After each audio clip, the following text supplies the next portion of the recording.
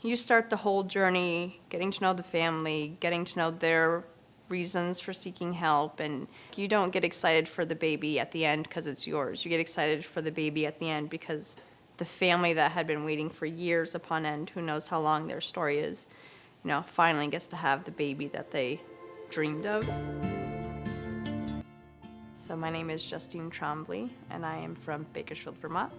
I got involved with the surrogacy from a friend. I had heard about a close acquaintance that had become a surrogate, and I hadn't had any children of my own yet, but it was a very intriguing process. So after I had mine and the reward as becoming a parent, I really wanted to help someone else have that same reward. So I had done some research online and found the Vermont Surrogacy Network, which is close to home.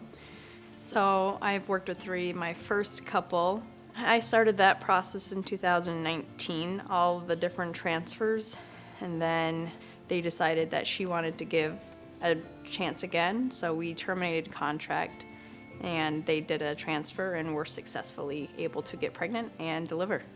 It's a sad way to end because I really enjoyed that couple, but it's the best reward as a surrogate to have them be able to care for themselves. So even though it was sad to stop working with that amazing family, I was happy that they were able to experience it for themselves. My second surrogacy journey it just barely ended with the first couple, and it was perfect timing because the second couple, they had their surrogate get cold feet and back out. It's a lot to say you want to do the process, but it's a lot once it starts happening. Some people get nervous, but it was perfect timing for me. So we did the matching process where I got to meet them and talk through with them, and then we jumped into contracts. It was February 2020, and then we were off and running in May. So some journeys can be kind of slow and a lot of stuff can be drawn out, but once you get kind of into the process, certain things start falling together quicker. The second set of intending parents, the relationship was a little bit different because it was also the height of COVID. It was 2020, so very, very, very limited ability to spend time with them, to have them join in the process. And it wasn't as easy to feel as connected, but it turned out to be a very lovely process in the end, working with them and delivering with them. They were able to join in the process of delivery and be there, which was, my hopes. As a surrogate, I felt it was really important for me to get that closure, seeing the baby go with me than to them. It's definitely the best experience when you can see, the family's joy for what they've waited for so long. So it was really nice to see the family have the baby. It's hard to wait, but tomorrow I find out if my most recent one is taken.